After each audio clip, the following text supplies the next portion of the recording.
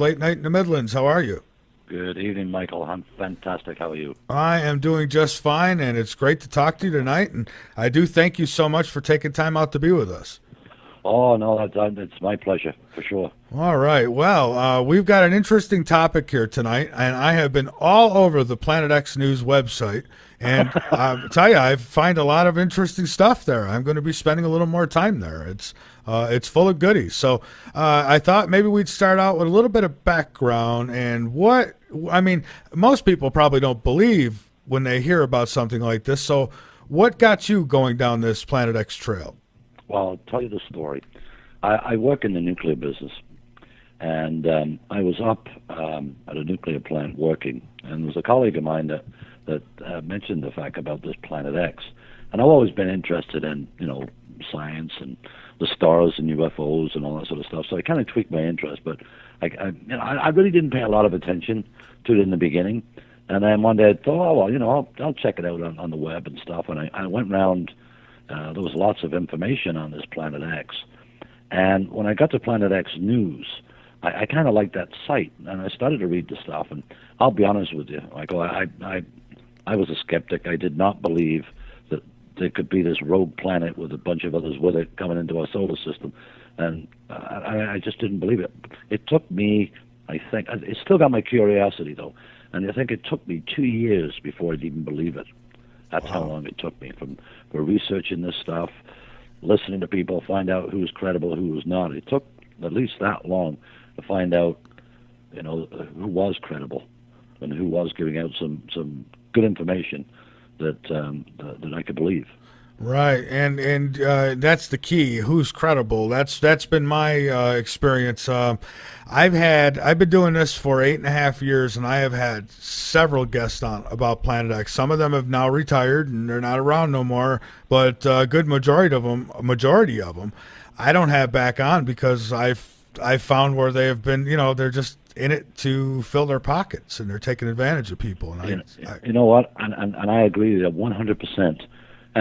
When I started to write my articles, and I got started with Planet X News because I was retired, but since gone back to work because of Planet X actually, and I'll explain that a little bit later. But when Planet X News was advertising for writers, I thought maybe I could write one or two, and I contacted Brad and I said I might be able to write one or two. He said okay. He said that's fine. So it started off as a guest writer. And, when I started to write, I couldn't stop. I was probably writing 2 to 3 articles a week. Nice. And if you look in the archives of the stuff that I've written, you'll see that if you can find the dates on them, you'll probably see that that's quite true. But the information that I gathered was incredible. But what I wanted to do was, I'm just an ordinary fellow. And I know there's a lot of people out there like myself. They don't have a degree in science. They're not astronomers. They know very little about that stuff at all. But I think they know that they've been lied to or being lied to. And what I wanted to do was sort of, hope they don't object, but try to represent them as an ordinary citizen, so to speak, to try and gather all the information I can and put it on that website. And I appreciate that, and that's what I want really, and that's what I set out looking for when I sent out an email. And got you here is I was looking for. First off, I wanted somebody everybody hasn't plastered all over the place already, and I don't know honestly. I mean, until I found you, I find that you've been in this and you've been doing this a while, but you and I haven't crossed paths yet. So that was important, and also important as to how serious you take it. And I'm taking it that you take it pretty serious. Well, you know what? I'll be honest with you. It is scary. And the people that I've spoken to, and I've spoken now to quite a few people throughout the world, and it really affects their families, them and their families. I was astonished that just how much it does affect people. It affects their marriage, their relationships, all this sort of stuff. Because you have one partner that really believes and wants to prep and protect his family, and then you have maybe the wife, not all in every case, but maybe the wife that thinks the husband's going absolutely crazy. Yeah. I know of a few people like that where they split up because they couldn't agree. Yeah, and I mean, my wife, God bless her, She doesn't object to me doing this. She supports me in a certain way, but I think she's like most people. They don't really want to know, don't want to believe that it's true. And I think there's a lot of people out there that think the same way. This couldn't possibly happen. We've got nice blue skies and all this sort of stuff. But when I looked at all the evidence of the changes, not only on our planet, but all the other planets in our solar system, that's a matter of record with NASA.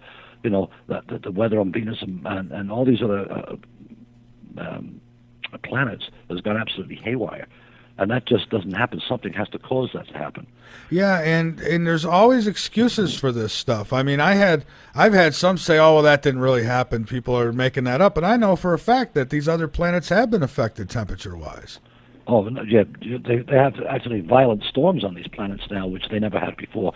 And the rings of Saturn I guess some of the rings have disappeared, and all sorts of stuff is going on. And I think the increase too in meteors, even though NASA said, "Oh, we can track those." They certainly missed the one coming over Russia, and the excuse was it came out from the sun. But I mean, there's been one, I think, in Iraq that really wasn't publicized, and there's been several others too. And the increase has been absolutely dramatic. Yeah. Go ahead. Go ahead. Oh, no, go ahead. Yeah, the same with earthquakes. I started to monitor the earthquakes and also sinkholes, as well as extreme weathers like floods. I mean, this is unprecedented, those things that are going on. And David, if I may, you mentioned earthquakes, and I got to say, I've had Dr. Rand, who is on this, he does a show here, and Peter Kling, they do a show together. Them two have been talking about the earthquakes, and I knew that it picked up, right? But I didn't know. I finally listened to them guys, and I went ahead and I signed up at the USGS website and started getting these earthquakes sent to me, and I want everything that's 5 or more. And I'll tell you what, in the last week I've had I think 4 or 5 that were well over 6 that have come to me. I mean, that's a lot. I know, and I watched the program when I first started to investigate this. Do you remember the program with Jesse Ventura, Conspiracy Theories? Oh, yes. Mm-hmm. I watched that, and I found that extremely interesting. And they brought up the thing about the underground bunkers that the U.S. had built. And when I realized and dug in deeper and find out more about them and discovered they built over 130 of them, mainly, I think they're all actually sort of inland, away from the coast. And they're all interconnected by highway 1.5 miles down. And I'm thinking, well, why would they, if you want to have a nuclear shelter, why would you want to connect them, sort of by road? So there must be another alternative reason for the road. And I think it's a great way to disperse and transport, troops without anybody's knowledge. That makes sense to me. And yeah, I know I've seen photos, and I'm not somebody who takes every photograph to be. For me, I've got to trust who I'm getting it from and know that they didn't Photoshop or what have you. And I've seen pictures of what seems to be farms underneath the ground, where they've literally got farms, artificial sunlight down there that they're growing stuff with. I've seen the roads, almost like stores built down there. It's insane what they have. Well, exactly, and I mean that. I believe when you go back to 9/11, just before 9/11, I believe that the military was hauled up in front of Congress and asked, how come they're missing $41 trillion out of the budget? Where did that money go? And then 9/11 hit, and it all got swept under the rug. Well, I think I know where the $41 trillion went. I think it's building all those underground bunkers for the elite. Yeah, and when we say bunkers, I mean, people are probably picturing these small little survival bunkers. I don't know. We're talking about. I mean, they've got literally cities under the ground. Yeah, well, they had those moles that they used, which are about 60 feet in diameter, that actually bore through the earth, and they bore through the earth quite quickly. And some of them, from my understanding, I could be wrong, but some of them were actually nuclear driven. Oh, I wouldn't doubt that. Now, I've always thought this is what would be a good explanation for, people report hearing these rumbling sounds. I mean, what are these sounds? They say it sounds like trumpets playing or something. Yes. Yeah, I think that's probably what they were hearing, and these tremors that they'd get. Probably these bore machines underneath the ground. Well, that could well be. And the fact that, on that program that Jesse did was they discovered they had acres and acres of these 3-tier coffins out in the open. And, Jesse's obviously, was asking, well, what are they for? And as soon as he had that on TV, they all disappeared. They got removed. Yeah, so, that's I right. mean, if you've got a good explanation for them, why would you move them so quickly? So I found that very suspicious, and I'm finding a lot of things extremely suspicious. Yeah, well, see, I agree with you, and this is why I cover this topic, and I've covered this topic since the day I got into radio, because I remember back in 1983, in my science class, a science magazine, little paperback thing that they'd hand out once a week, and it was from NASA, and I remember opening that, and it talked about Planet X, discovering Planet X, and how they some satellite had gone out of orbit. I think it was a Russian satellite. They said kind of went off course a bit, and it caught this thing they said it just came into the solar system just enough where they were able to get pictures of it, and they made it sound like, hey, it could be Earth-like, might be trees and this. So I remember being excited about it, but I didn't know what it would turn into later. Later down the line, I start hearing about it, and it rings bells, and I say, hey, I heard about that Planet X. But now it's not, well, hey, there might be other people there. It's more, it's coming and it's going to destroy and destruct, and that it's done it before. And so, I've seen enough evidence to say it's worth not closing the door on. That's for sure. Well, and I agree 100%. And one thing I did notice, and I did write that in the article and asked other people if they could notice too, is like I was always very interested in UFOs as a kid. Yeah, me and too. Aliens, and this is going to tell my age, but I used to watch that thing called Flash Gordon. I don't know how old you are, but I remember it, but I'm not quite that old. But I've always been into the older stuff. I'm going to be 45 in August, so. Oh no, you're just young. But I watched this, and I'd be glued to the TV, and the special effects when I saw it like. Oh, not so long ago, and I saw some of the clips, and some of the special effects were so funny, but sparklers for the engine, and but I always used to watch the moon, look at the moon, and I don't know about you, but when you look at the moon, it always seems to have a sort of a man's face in it. Yeah. And so I've studied the moon a little bit, and there is a very large crater on the moon called Tycho. I'm not sure whether you're familiar with that or not, but Tycho is one of the larger craters, which is visible with a pair of binoculars. And what surprised me was that I was looking at the moon one day, and I thought, it doesn't look right. So I got the binoculars out, and Tycho normally sits at the 5 o'clock position. That's how I remember the moon, the man in the face. It's just a little cockeyed, but it's there. And it had moved 90 degrees. And to the 8 o'clock position, I'm thinking, how can that be? Because there's no engine on the moon for it to make it move. It's not rotating, it's stationary, it's supposed to be there, solid, that's it, not move. But I've watched it move both ways, 90 degrees at times. You get a full moon and watch that, I think you might be surprised that you might be able to see that. And one of the things that really convinced me there was something going on out there. So obviously I started to dig deeper and deeper and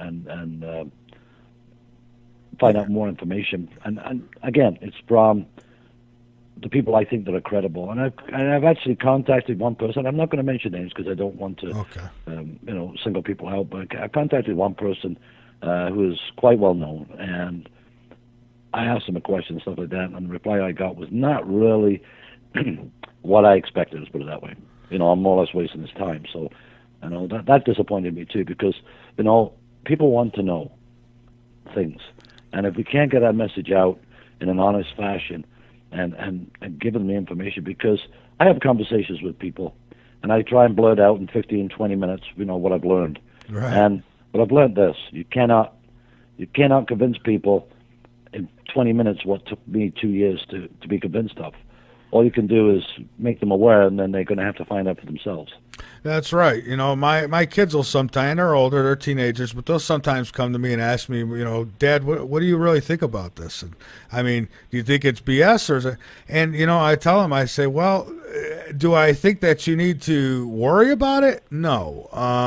Because, do I think that it's out there? I think that there's something's real to this whole thing, because there's been enough that's come up with it, through the years with this whole. So I tell them that, yeah, I think there's something out there somewhere, but nobody has been able to show me exactly where it is and exactly how long till it gets here. And until they do that, I'm not going to sweat it. So I try not to scare them with things like this and just tell them, hey, more or less find it interesting, research it yourself. I mean, see what you find and come to your own determinations on it. But, okay, let me ask you this. Now, of the years that you've been researching this and you've looked into it, do you have an idea of maybe where it is or how long? And I know it's hard to give dates on these things, and I'm not asking you to do that, but I guess I'm asking, what have you learned about it? Well, I've learned that, but I think it's closer than what we really believe. And I think that NASA and all the governments of the world know exactly when it's going to come, right down to the minute. They're not going to divulge that information. They want to keep us, gainfully employed and paying taxes and right up until the end. And because they don't want to create chaos or panic. Because let's face it, if we said yes, it's going to be next year in, say, June, just for example, you imagine what it's going to be like for people. People will not go to work. There'll be people, pillaging stuff. It'd be absolute chaos on the planet. Well, yeah. I mean, think about it. That's why they don't say anything. Yeah, I mean, you get something like that. I mean, if they tell you, I mean, that's just like, I guess it's kind of similar to, them telling you, hey, you got 8 months to live. I mean, okay, well, why am I going to go crazy paying for this or paying for that? And in this case, people are going to, if it was me, I mean, I'd be more quick to sell what I got and try to use that money for survival purposes. But yeah, well, that's why I went back to work, because I was driving an ordinary car. I went back to work because I know that there's a possibility I might have to bug out, so I bought a truck. So that's why I went back to work, and started. I've got a room in my house that I call the war room, and that's where I accumulate a lot of things that I would need. And one of the things I did do was, because I believe that when the time gets closer, there won't be an internet, and you won't be able to just look something up how convenient it is right now if you go on Google and you can find out just about anything on Google. So what I did was I decided to make hard copies and buy the books of everything that I need to do, whether it's gardening, growing vegetables, or right to being out in the woods and surviving.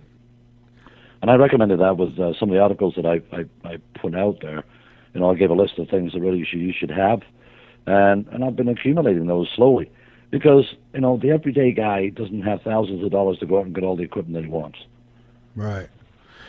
So, I mean, obviously they have a budget, and most people are living paycheck to paycheck. There's not a lot left over because, we pay a lot of taxes. So, I think it's important, to lead up to what you need to be. You need to set a goal of what you need and kind of work backwards from there and figure out how much per week you need. But, you did ask the question about when do I think it's coming. I have no concrete evidence to tell me that. Now, I've listened to there was a guy by the name of David Mead who's made a prediction of September, October 2017. And I'm sort of using that as my milestone, let's put it that way, that I will be, get everything that I possibly need, that I need by that time. So that's, if some people want just sort of a guideline, that's what I'm using. But please don't think that I'm saying that's going to be the actual date, because, like you say, Michael, you can't. Well, that's right. And before we even get into things that people could do to prepare for something like this, I wonder, what can somebody do? I mean, to prepare for something like this, wouldn't you have to know? At least you'd have to be pretty close and accurate as to what's going to happen when it comes by. And so I guess that'd be a good place to go. And that is, how close will it come to Earth based on what you've researched? And I mean, what are we expecting? Because I'm thinking if something like this is happening, it's going to happen, it's going to come close enough to disturb the Earth in a way that I don't think anybody's ever seen or felt or experienced before. And I got to wonder, would you really know where a safe place was, rather than you'd have to be kind of lucky to be in a place where you could survive with something like this, because it would. I mean, I would think that all the plates and stuff would be, dancing around. Well, they're going to be yanked, and then it'd be like I'm going to put it'd be almost like a mousetrap going off, because the plates are going to get pulled and slammed back down again, and they reckon it's going to change the shape of the continents. And I know that the tail of the wings, if you want to call it, of Planet X, are very, very long, and it's going to pass through that not only once but twice, because when this planet and its system passes through ours and goes around the sun and then back out again, we're going to go through the tail of that the first time, and then about 130 days, I believe it is, that we'll go through it the second time. And it depends on which side of Earth is facing that tail. Will take the brunt of the debris that's going to be in that tail, and it's millions of miles long.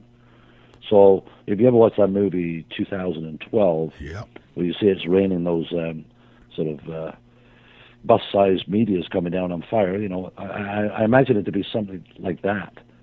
And that's what they reckon knocked out the dinosaurs. And that's what happened with the Great Flood, because of the Earth got actually flipped, like turned.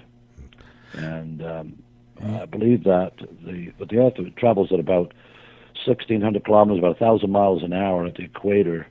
Then when the planet comes through, it's going to slowly stop the planet. And then you've got the amount of water that it's going to move, because at the equator, the height of the water is a lot higher. I'm sure you're aware of that. It's about 500 feet higher at the equator than anywhere else on the planet. So that 500 feet of water is going to go somewhere. So you can imagine when it comes into the coastal regions, obviously, the seabed slopes up to the land. So that 500 feet is going to amount to miles high by the time it hits the coast. And it's my understanding that even our sky, our atmosphere, holds about enough water to cover the whole entire planet with like an inch or two. I mean, that's a lot of water too. Yeah. Well, it is. And the research I've done is like, you'll take, a lot of Europe will be underwater, Great Britain will be gone completely. I think Japan will be gone, and parts of Australia and so on and so forth. And, in the west coast of the United States. So it's to think about that happening it's something like a science fiction movie, and it's like hard to comprehend. I mean, that's like me asking you, what's at the end of space? Well, most space, you don't know, right? You don't know what's at the end, or if there is an end. So it's hard to comprehend, and I think this is like that for people that, it's hard for them to believe that could happen, especially when they wake up on a Sunday morning, sit out on the patios and having a nice cup of coffee, sun shining, it's a beautiful day, birds are singing. You can't imagine all that, changing. Right. But, I think what's even more so is that most people can't imagine their government not telling them about it. Well, yeah, that's the truth as well. That's the part that's hard to get them, because they go, oh, come on, NASA would tell us, or our government would tell they get angry when you tell them that they're being lied to, some of them. I know. And when I write some stories, and sometimes I get some reactions about that too, and I sometimes wonder whether they could, like, I don't know whether you heard the term, government trolls. Oh, yeah. But sort of paid individuals that try to discourage you from writing stuff. And I get a few of those too. And, and I tell them, I say, I must have hit a nerve, and, it just makes me more determined to write more.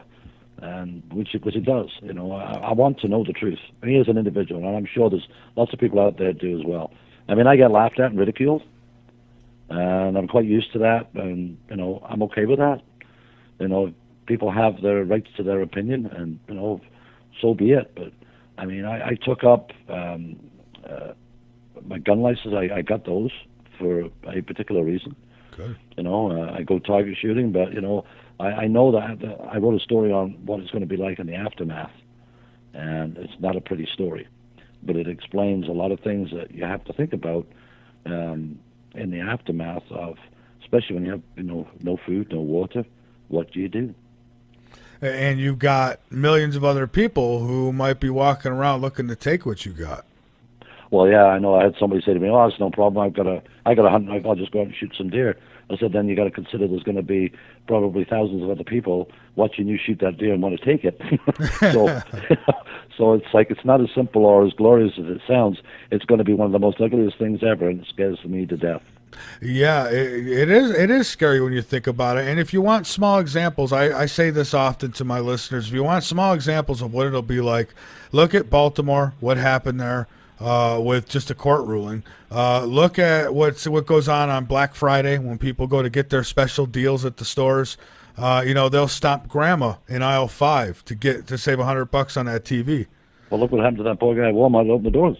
Oh, I know. He got trampled to death. Yeah. So, I mean, the thing is, what you got to look at Hurricane Katrina. What happened then? Well, yeah, and that's another fine example too. I mean, even the cops were going in and taking people's weapons. I mean, there was a grandmother who got beat up in her kitchen because she wouldn't give up her gun. I know. It's so. I mean, and that gets us to another point about martial law, because there's been a lot of talk on the net about a couple of the states that they want to take the guns away from. One of them being Texas, and good luck with that one. Yeah. But I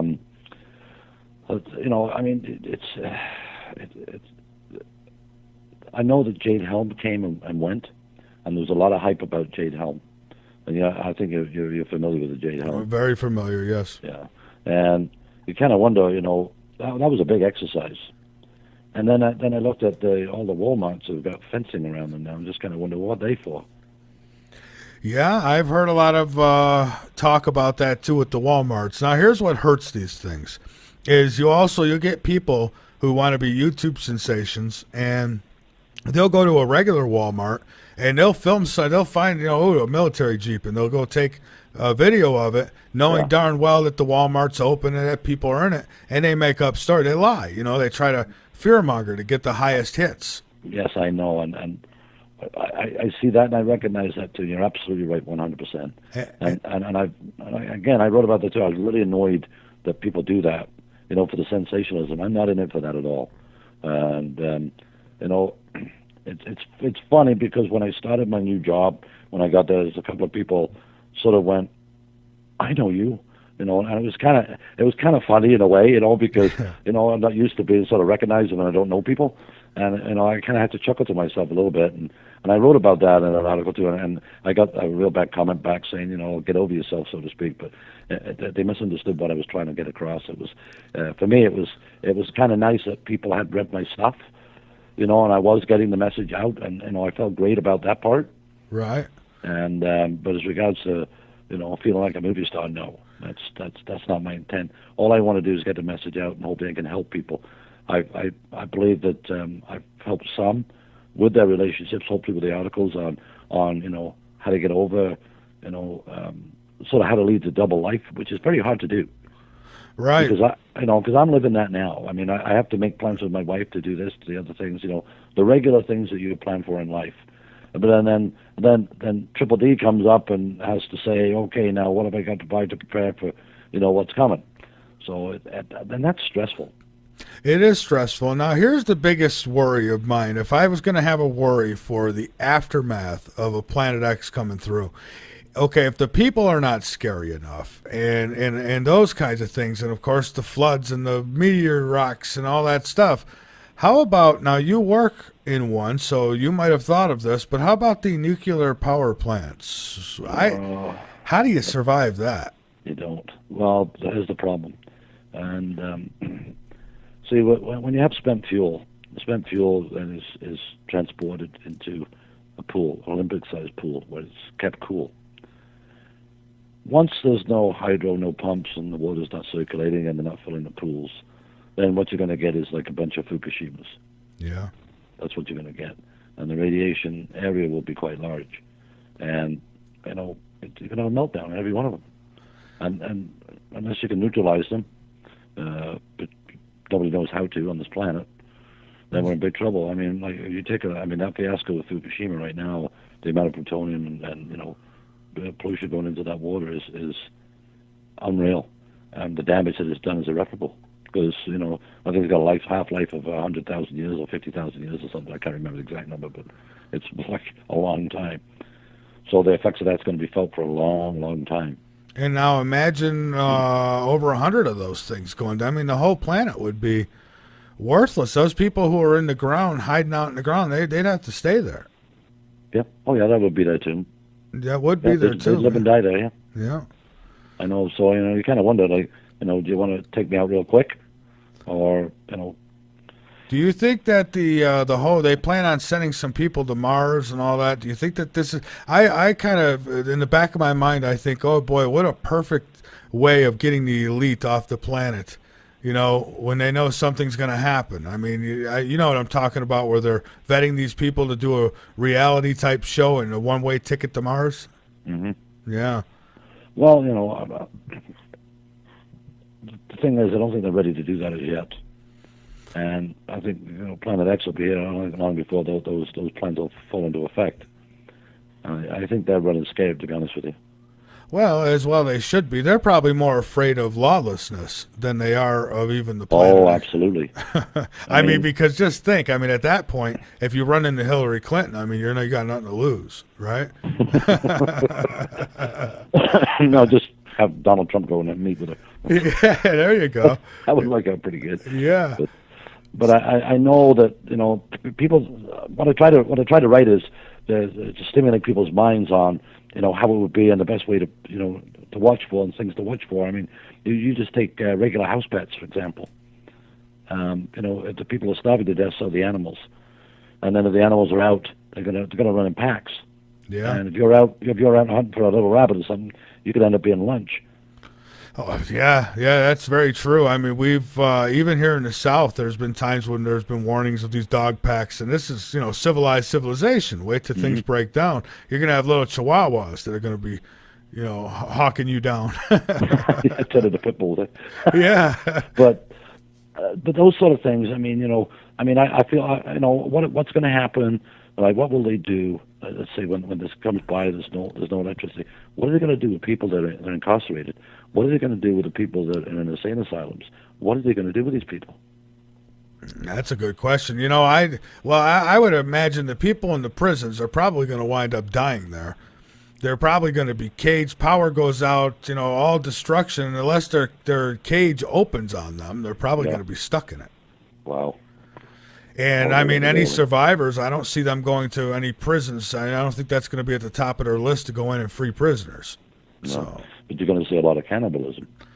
I think you will too, and I think you'll see a lot of people who will be eating their own pets. I mean, you brought up pets earlier. I mean, you're going to see a lot of that. And you're going to find pets that are eating their owners too. So it's really going to get bad. I mean, and it's people say, "Oh, let's put us back to the 1800s."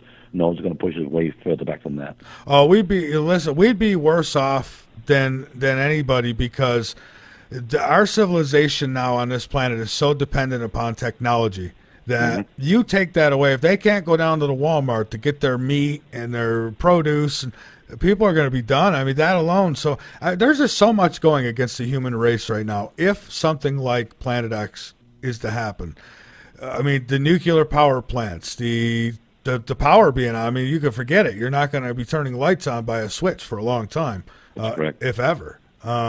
Yeah, so it's going to be bad. And you look at some of the hot climates and the way the weather, I mean, we haven't even factored in how the weather would change on this planet. I mean, you might be used to palm trees and oranges where you live now.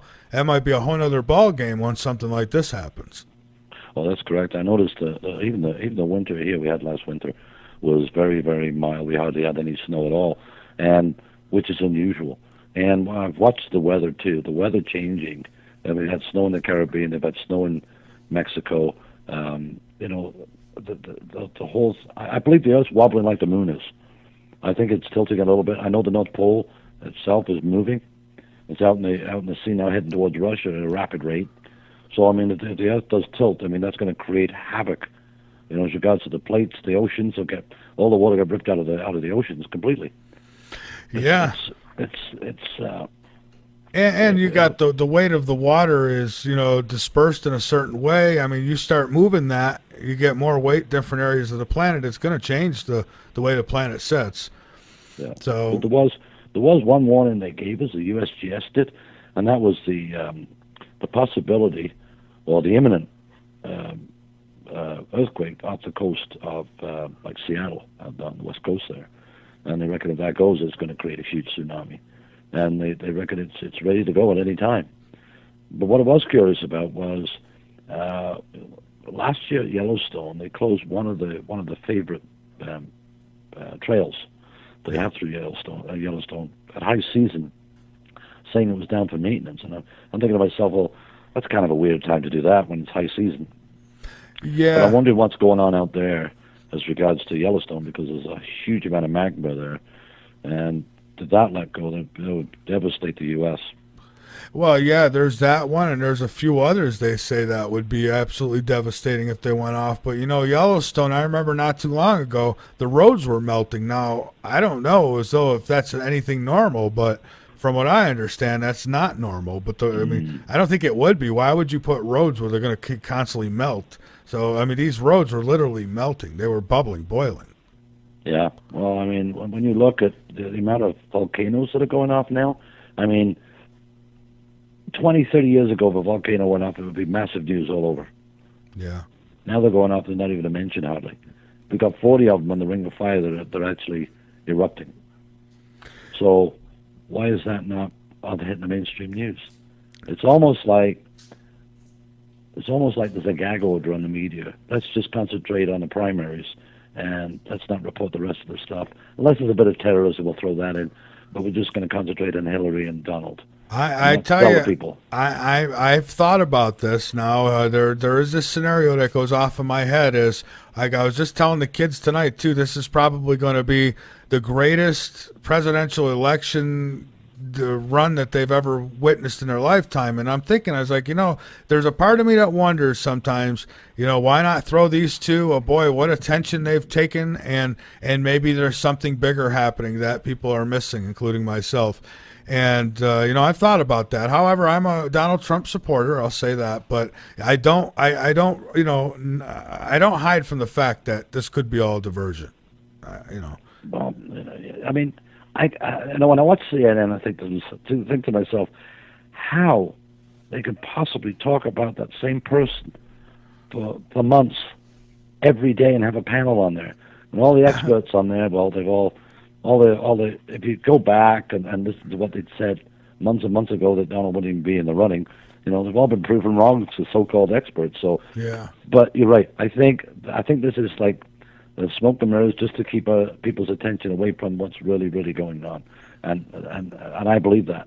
I believe there is something a lot bigger, like Planet X, and the effects of that, and it's coming. And I mean, a lot of people have written that Obama's the last president. Well, and I think about it too, and folks, it's not that I'm giving up here or anything, but I'm simply saying that with you look through the process through the years, you've had Kennedy, he got in there, he was doing all right, and they shot him. And it seems like Reagan, he tried to do well and did pretty well, but they shot him even too. And so it seems like it's been amazing to me how. Ron Paul too. I mean, he was the only other candidate I ever really went goo over, and and he didn't make it. They didn't let him in, and I'm thinking, why Donald? Why is he so successful when he's so much different than the rest of them? And so I have thought about that, but I look at it. He has pulled off a brilliant campaign. He has, but that being said, you never know. They could say, hey, this is perfect. Let him go. People will focus on that, and meanwhile, we'll sneak off and head to Mars or the moon or wherever. I mean, that's always a possibility, I guess. I think. Well, yeah, I really think it's like what we're watching is like a reality show, and I think basically what it is, they go out there and say, Donald, just go wild, say whatever you want, because it gets everybody's attention, right? So it's always a sort of by the coffee machine, it's gossip around there. So everybody's focusing on that and not really realizing. I mean, let's face it, the Illuminati's done a great job in snowing as to guys what's really going on. Well, yeah, they have, and at this point, we've seen that this, I call them the New World Order. I guess people have different ways of describing them, but it's like the Bilderberg thing. I mean, here it is in the news every year. The Bilderbergs. Who the hell cares about the Bilderbergs and where they're going to meet? Because I think if it was really something they didn't want us to pay attention to, they'd make sure we didn't know about it. So I don't know. It seems like sometimes I wonder if that's a diversion too. It's like you think those are the people making this decision and that decision when really they're underneath the ground right now in their offices. They're probably making these decisions, Well, sure. You know, it's like what I wrote in one article there again on Planet X News was about, you know, that they'll be sitting in their underground bunkers in nice lazy boy chairs with the beer and the popcorn, watching all the video cameras they've managed to get installed throughout the major cities of the world. Oh, And no watching kidding. watching the reality show for real. You know, see what's going on. No kidding. You know, that's a good point. The cameras, there's over, I think, what did I read? Was it 225 million, I thought it was, There's cameras a lot. around the world? Yeah, there's a lot. Yeah. So I mean, they'll be watching us out there. That's a lot You of know, channels. yeah, slaughtering each other because they want to be able to reduce the population down to 500 million people. So I hear. Yeah, Now, and why not record history that way, right? yeah, I mean, people got to remember too that all the information that I'm talking about anyway, and probably yourself is like everything that we learn from others, and it can only be as valid as the source. I know that some people have put some deeds and stuff on the web, but they're only going by the insider information that they receive. Right. So if they happen to be wrong, it's not necessarily their fault. Right. You know what I mean? Oh yeah, yeah. So someone makes a prediction and it doesn't come true, then because they've had that information given to them, then you can't really blame that person either because they're doing it in good faith. Right, and and I hear people all the time. I listen to some of these big shows, and you got people. Well, my special inside sources tell me this and that, and I don't know. A lot of these people are before it's news researchers, and they're just out there to like I say, to fill their pockets. And so I try to weed through those people because I have a big interest in these things, but I'm not gullible. For me, I've always want proof. Sometimes people get mad at me because they say, well, what are you doing to prepare for Planet X? And I say, well, if God wants me to do something, then, I'll get my sign. I mean, I'll just know when it's time to go. I'm about 2 hours from the coast right now. I'm in South Carolina, and we had the historic floods here not long ago. Yes. And I'd never seen anything like that in my life. I'm originally from New York, moved here in '08, and that's the first time I've seen something like that. Seeing entire roads caving in from water, just seeing entire neighborhoods underwater. It was just incredible. I know it's amazing. In fact, you know what? Like we've just had in Ottawa, which is our capital there, we've just had the sinkhole appear. Oh. So if you Google that, Ottawa sinkhole, you'll see that we've had one, and it's like, where did that come from? And a lot of people say, oh, it's all due to fracking, and it's all due to this, that, and the other. No, it's got to do with the Earth's changing, and I believe it's going to cleanse itself, one way or the other. And that's something I wonder. And we got a break coming up, so I'll probably hold it for after the break, maybe discussion on this. But where I want to go after this break is how do we know how can we be sure what is maybe the results of a big body of something out in space that's affecting us, and based on or versus the technology that the military-industrial complex has and uses, such as weather modifications and things. So maybe we can hit that a little bit on that when we come back. And so hang on with me for a moment. We'll go ahead and talk, and let's see how it sounds. There's been a lot of interference on the internet lately, and regarding all the scenarios that are coming into play. And then when I published the book last Friday, and people are coming to me like wildfire. In fact, one of them is somebody that introduced me to my introduction to get into the disclosure part, and tell my story. Well, I came across a guy who has been following Planet X since Sitchin invented it. He was inside DARPA. I can't disclose the name yet.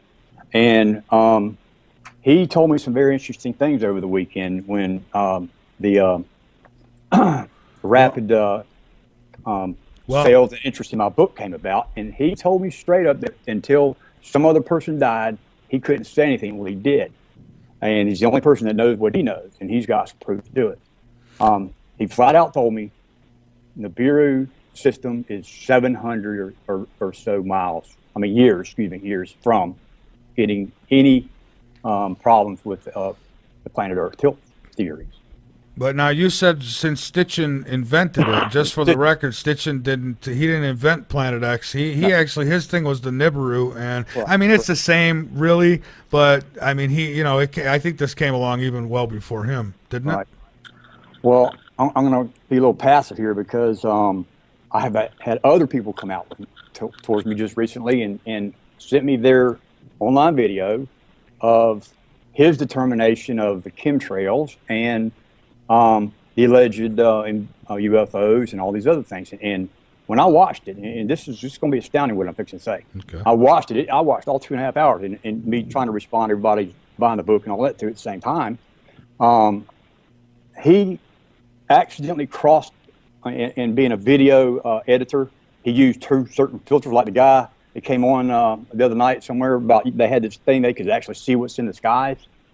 Yeah. Well, he started beginning to see things in all of the videos, and he put them together. It's been since 2012. I'm surprised I never crossed paths with this guy. But what he said, it's the YouTube video that's called "What Is in Our Sky." I mean, it's obvious. Big question.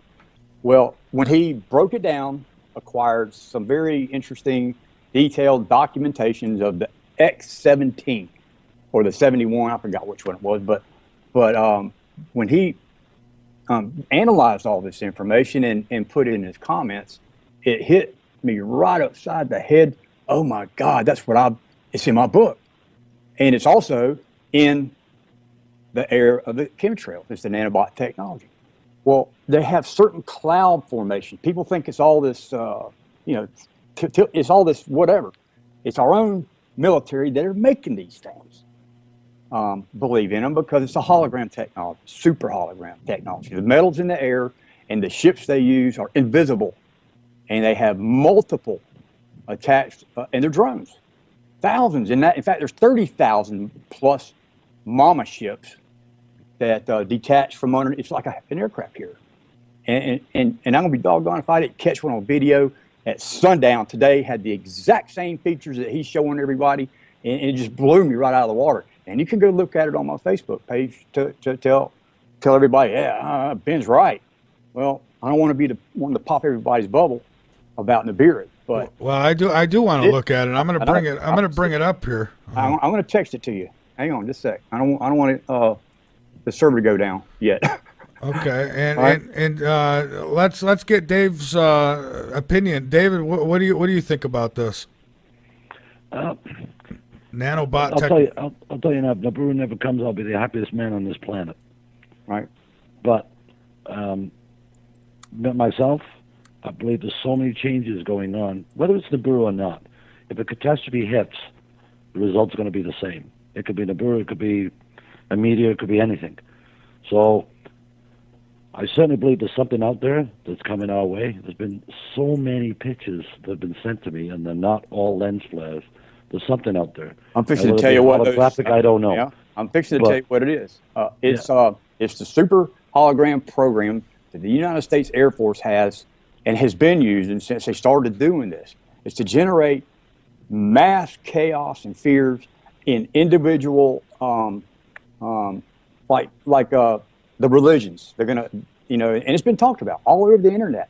A fake alien invasion, or a fake religious thing, or now the Nibiru crap. So what they're doing is they're generating through the internet and all the social networks the fear factors of making everybody believe. Like, I mean, you see it on television, everybody's going to be a zombie, and here you go with Trump and all their issues. Oh, I'm going to build a wall, and there's so much collusion about nonsense that nobody really sees what's going on. It's because some guy found accidentally and remade the videos that we have invisible aircraft that hover and are spreading. I watched it myself today. I watched a cloud come out of nowhere. Well, I'm watching the video now, and so I guess then it's an invisible spacecraft. So then I shouldn't expect to see it because so far all I see is clouds. And I'm not trying to be sarcastic. Well, I want you to go. He's got 19. I mean, I'm not going to try to make y'all do this time. Just everybody view it. It's the one that's labeled holograms. But to understand what he's talking about at that point in his presentation, you got to watch all of it and how he accidentally crossed. I mean, it's man-made. It's American-made. I wonder what the end goal is. But here's who really knows what it's for? Well, I figured it out today when I saw it myself. And a chemtrail feeds it once they start generating these clouds, and then sometimes you see a chemtrail. And I know everybody watches them. There's like a dark spot in them. That's the bent light, the technology they have on the skin of the ships that makes it look like. Well, who was the guy that made the Statue of Liberty disappear? Remember that? I know what you're talking about. David Copperfield. They put cameras in a 360 circle, and the technology is so minute they can zero in and read your name on your tag from 150 miles up. So if you imagine having so many tiny of these 360 around the Statue of Liberty, right? And they're taking a picture of the city, the ocean, the stars, and they reverse it back into the television. Onto the actual thing, so it just disappears. No matter what angle you go, it's kind of like the Matrix thing when they slowed the movie down and you can see all the bullets going through. Well, what they're doing is they're creating a television screen in the atmosphere, and when they've got it fully saturated, because they're continually to add all this stuff, they're going to project what you see and hear on the internet, on television, and there's your doomsday. Well, I'll tell you what, I'll look at these videos. I watched a couple of them on your Facebook page just now while you were talking. But the one I uploaded today, and you're going to see it, it's in the exact same cloud formation, and me talking, going, oh, I believe I just saw that. Really? So enjoy it. I don't want to steal the show, and I know you and I got one coming up, and it's going to be fun. All right. Thanks for the call, Ben. I appreciate it. Dave, I don't know. What's your thoughts? I looked at the videos. Basically, I guess what he's telling me is that the cloud formation that I'm seeing is actually part of that craft, or the invisible craft. I've had someone else tell me that there's cloud UFOs, and okay. I guess I'm certainly not going to say it's not possible. It's okay. It might be. We're talking about a planet coming, and, so possibilities are endless, right?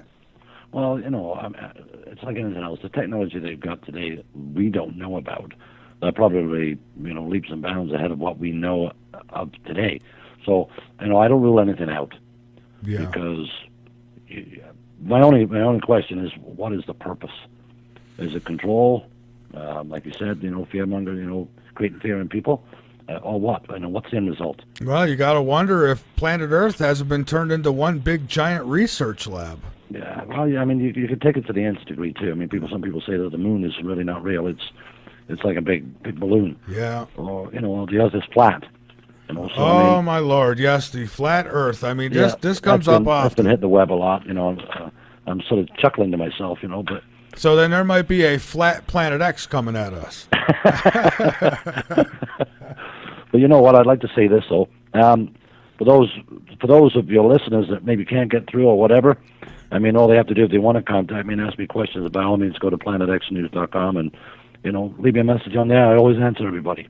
Okay, great. And I've got a few questions here in the chat. Let's see. Bear says 3 questions for David. What part of Canada is he from? That's the first one. Okay. Number 2, how close to a nuclear plant does he live? And number 3, where would he recommend getting prepper food in Canada? That's a good one. Well, I live in southern Ontario, probably about an hour north of Niagara Falls. Okay. I live probably about a 3-hour drive from a nuclear plant in either direction, like east or west. Prepper food, that's a tough one because I've been looking for myself. So if he finds out a good place to get it, whether it's inexpensive, then I'm with him. I'll just let me know. Because I have been looking. I've also been looking for bulletproof vests too. But not a bad idea. So hopefully that answers the question. Okay. Yeah. Well, if you ever run into Trump, he might sell you one of those bulletproof vests. He's probably got a whole wardrobe of them. I bet he does. Yeah. So I'm okay. Like when we took off for the break, trying to get my train of thought back here. I was talking about the possibilities of technologies and those being mistaken for what, or vice versa, and just not knowing, what I see. I mean, we could attribute some of the changes, a lot of the changes here on Earth. It could be one of two things. Well, one of three things. It could be a natural cycle of the Earth. It could be Planet X, or some of it, or all of it, could be mankind doing it. And I don't mean by starting their SUVs. I'm not fooled by global warming, but I have no, I'm not going to argue that things are changing, but I think that when they say man-made, they're leaving out that they're spraying stuff in our skies and this and that. So what's your thoughts on that? I mean, how can we tell what's what? Do you know? Do you have a secret?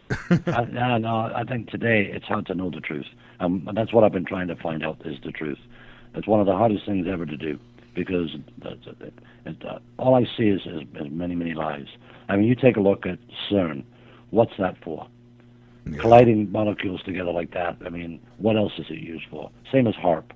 What's that being used for? I've actually seen some video of a beam of light coming right out of HARP, right into outer space. Why? But the thing is, you never find out what the real reason is. I know, and it's really frustrating, because that's all I want is the truth too. I mean, if you told me tonight that, hey, Mickey Mouse is God and extraterrestrials helped Mickey Mouse make you, and oh, by the way, a planet's coming, it'll be here such and such a day, and it's going to destroy the world. I mean, I wouldn't change my plans tonight. I'd do this. I mean, I wouldn't be surprised by any of this, but I just want to know. I mean, I'm not going to go rioting and beating someone up with a baseball bat. I just want the truth. Yeah, well, I think the way it's going to play out is it's going to hit us really hard when something does happen, whatever it is, whether it be Planet X or whatever, it's going to hit us really hard, and I think there's a lot of people who are going to be in a lot of trouble.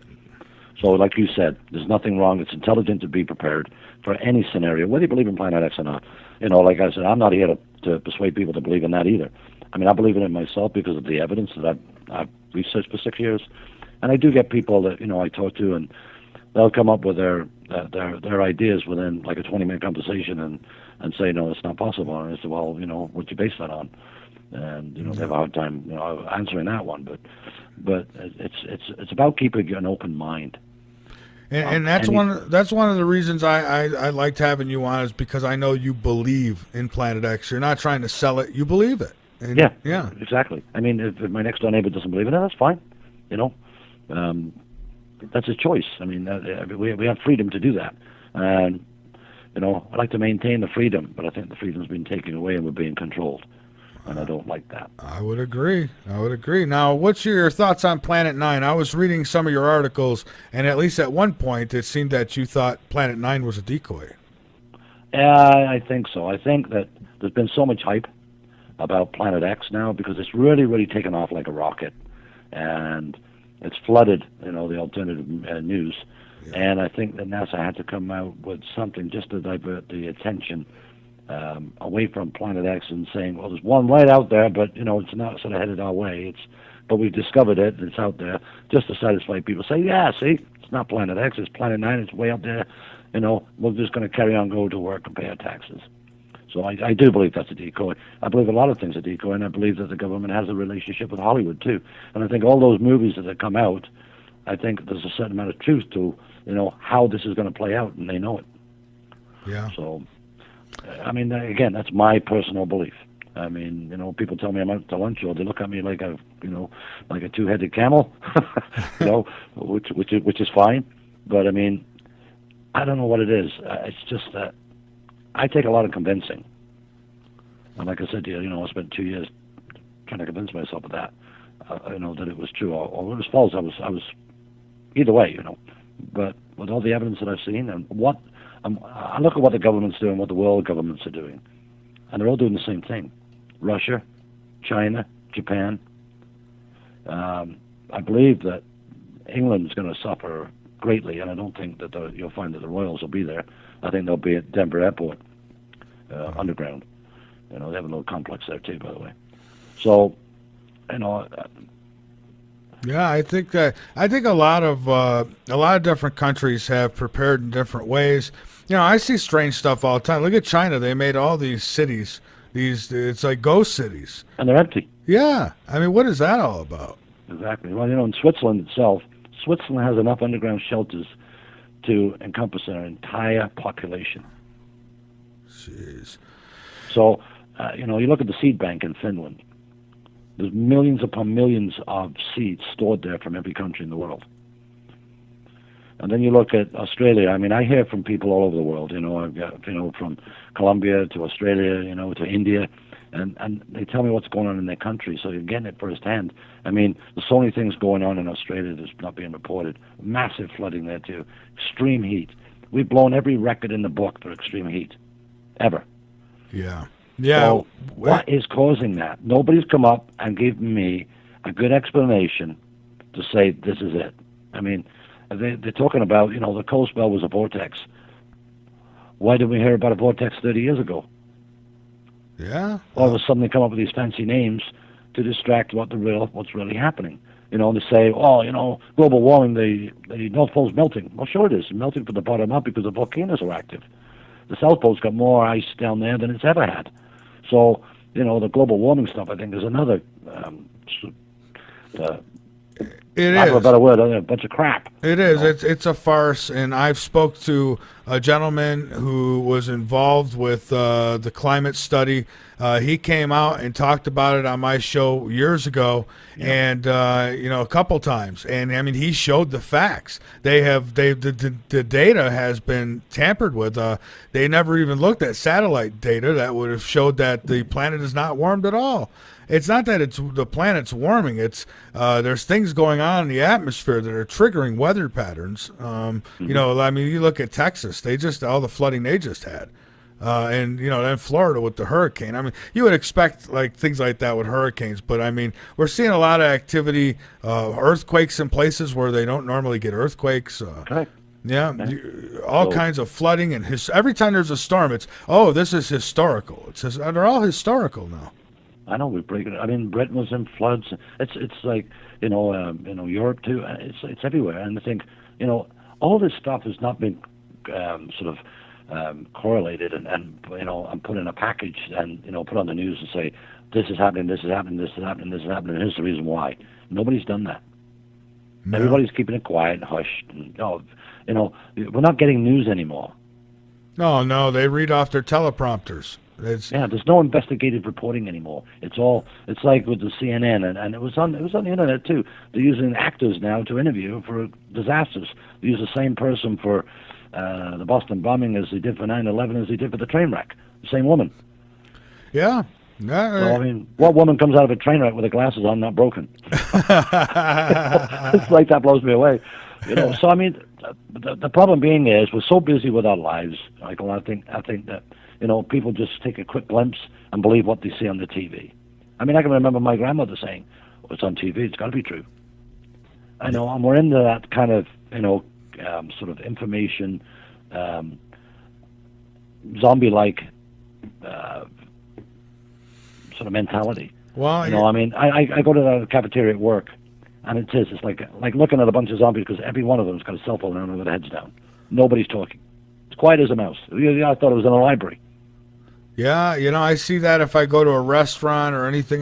That's the way it is. Everybody's looking down at their phones. I'll elbow my kid and I'll say, look at all the zombies. Look at them all slaving to their technology. So, you think about, you're talking about you're always having an interest in ET and alien and UFOs. Me too. And boy, if you were an ET and you wanted to take over this planet, or you wanted to even just study the planet or experiment with people on this planet, how easy it is. Just hook up to all the satellites out there, and you're hearing every phone call. I mean, it's like space NSA. And now they get these devices. Let's put these devices in their hands, and we'll get these people so attached to them that eventually the mind control, which is probably happening, is probably right through these devices that they hold. We're sitting there and we're looking and going, look at these fools. They're with family. Why don't they talk? Why are they looking at their phones? When in reality, they're probably being, hit with a frequency and mind controlled. I mean, Well, I'll tell you, personally, I hate texting. I don't even have a cell phone. If you need to tell me that, bad, phone me. I gave up my cell phone in 2010, October of 2010, and I've never looked back. Unfortunately, I can't give that up. I use it for work, but yeah, but, I'd be like you, give it up. I mean, I'd much rather go back to the simple life, where you grow your own food and you look after yourself. well, exactly, and go back to landlines where, you know what, when I get home, I'll check the answer machine rather than somebody bothering me every 5 seconds or sending me a cute picture of their cat or whatever they're doing. I mean, I don't know. I gave up my phone. I used to smoke too, gave that up. So, it feels good when you free yourself from certain slavery. And I look at these things as slavery. It is, yeah, we need, they made it where you got to have these phones. I get that. If you're certain jobs, you have to have them. But it's like with everything. They've brainwashed people. And then they say, I've had people say, well, how can they afford to do all this to us? Easy. They put out the devices and you buy them. I mean, when you're watching TV, your TV's watching you. Yeah. I mean, I'm wondering about this Planet X. The hype that's going on there right now, and I'm sure there's people out there that's got to be totally confused. I mean, really totally confused. And I get that. And I understand that. I mean, they're going to have to go through probably the same process I have. What I'm trying to do is, by putting it on the Planet X News, is try to shorten that amount of time for them, so that at least they can be prepared. Even if it only comes by and creates a massive flood, you still need to survive, right? Yeah. So it's frustrating in a way. I'll give people a card and say, if you got any questions, give me a call or email me. They never ever do. And there are one or two reasons: that they don't believe me, think I'm completely out to lunch, or they're too afraid to. Right. Yeah, exactly. And, that's, as a matter of fact, I'm going to be taking a trip from South Carolina here to New York next week.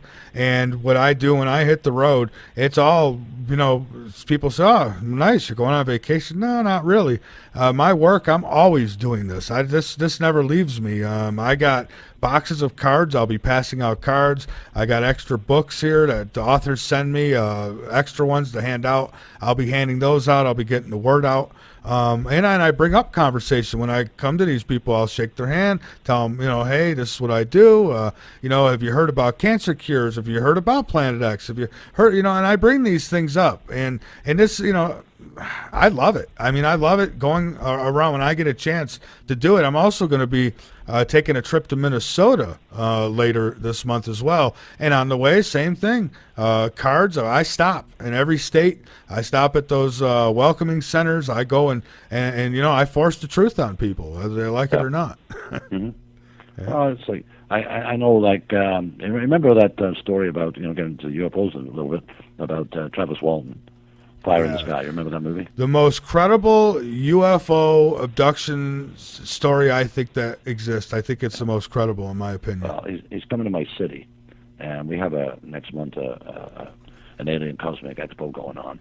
And fortunately for me, because I write for PlanetXNews.com, I'm allowed to go in there as a reporter. So I did it last year, and I did some features on some people there last year. We had Stanford Freeman there, the nuke guy, and Paul Hillier, which was our ex-defense minister, and a number of other people, prominent people that have written books and so on and so forth. So this year Travis Walton's supposed to be here, so I'm looking forward to that and having a chat with that fellow. I've been looking forward to having a chat with Travis Walton for a while, and for some reason he's not. I guess he's not easy to get on your show because he's told me, yeah, give me a month. One time he did say he would, but I've not been able to get him land a date and get him on. And I've talked to Steve Pierce, who was part of his crew that night. I talked with him, but not Travis yet. And it'll happen one of these days. He'll be on. Oh yeah, I'm sure you'll get him. I mean, you got a good show going here, and I'm really enjoying being on with you, and I really appreciate it. So it's been a lot of fun, and I encourage people to phone in and ask questions because, like I said, I've been at this about 6 years now, and that's a long time to maintain a faith. It really is. It really is. But you're right when you say a faith. But I mean, there is evidence that points towards it. So it's not like I could think of other things that could be more felt on faith than Planet X even. If someone tells me, oh, it's not that, it's this, and can prove it to me, then I'm fine with that. But I mean, until that time, it's when I look at sort of like the some of the people like Marshall Masters, for example, like I'll follow his stuff, and when he went down to the Antarctic and actually filmed from the telescope down there, Planet X, because it was below the ecliptic. So when you see that, and I find it incredible, but when you see that, it's got to have some validity to it. I have a little bit of a history with Marshall Masters. He used to be a regular late night in the Midlands. I used to have him on quite often, actually, and loved having him on. Loved talking to him. I thought it was a lot of fun and informative. I thought, and one day one of the listeners directed me to one of his videos, which I've watched, but I missed this. And in the video, he showed me where this object that was supposed to be Planet X was actually in front of the clouds. And I thought, that's odd. How can that be? So I emailed Marshall, and I says, hey, how you doing? I says, listen, so-and-so sent me this, and I think there might be a mistake, and da-da-da. I says, can we talk? And we were pretty friendly. So I said, can we talk about it or whatever? It doesn't have to be on air. We could talk off air or whatever. And the response I got back from him was F off. Oh. Yeah, so his credibility with me has gone down the hill, but that's with me. I'm not telling you that you have to feel that way, but I mean, any real researcher, I would think that, especially when you've been kind to them and you ask them, hey, can we? I see a flaw here. Can we talk about it? And then they give you that response. I don't know, but I mean, he's one of those. As long as you're on his side, yay. But as soon as you question him, he's not too happy about that. But I'm not as shocked as probably what you think I am. Yeah. But so the thing is, it comes down to this, and I know, and I respect you greatly because I know you're like I am. You want that truth. You don't want any of the bull that goes along with all this other stuff, all the hype that some people have, and you're right. Some people do it just to make a lot of money, and there's some other people that I've seen too. I know that. Jesse Ventura challenged David Icke to one time. Yeah. And I watched that program and I went, wow, because David Icke sort of ran away, type of deal. But Alex Jones instigated that. Yeah, well, yes. He did a little bit. He says the guy you want to go talk to is David Icke. Yeah. He sent him over there. Mm-hmm. But no, I mean, I'm not. I'll be honest. I'm not in this for the money because there isn't any. Right. Well, you're right. Okay. There isn't. There's none for me. I absolutely do this for nothing.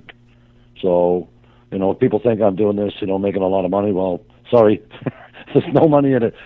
I do this for free. This is more like when I was retired, it was more like to help put in my time and stuff like that. But then, once I got into it and really started to believe it, then it was like, wow, it's more of a hobby than anything else, or a service. Let's put it that way, a free service to people out there that want that information. I mean, I do, like I said, I get ridiculed quite often, but, either on the website or verbally, like in front of me, but, I mean, that's fine, too. I believe what I believe, and it's as simple as that. I know that something's coming down the pipe. I have this very eerie feeling that it's going to come soon.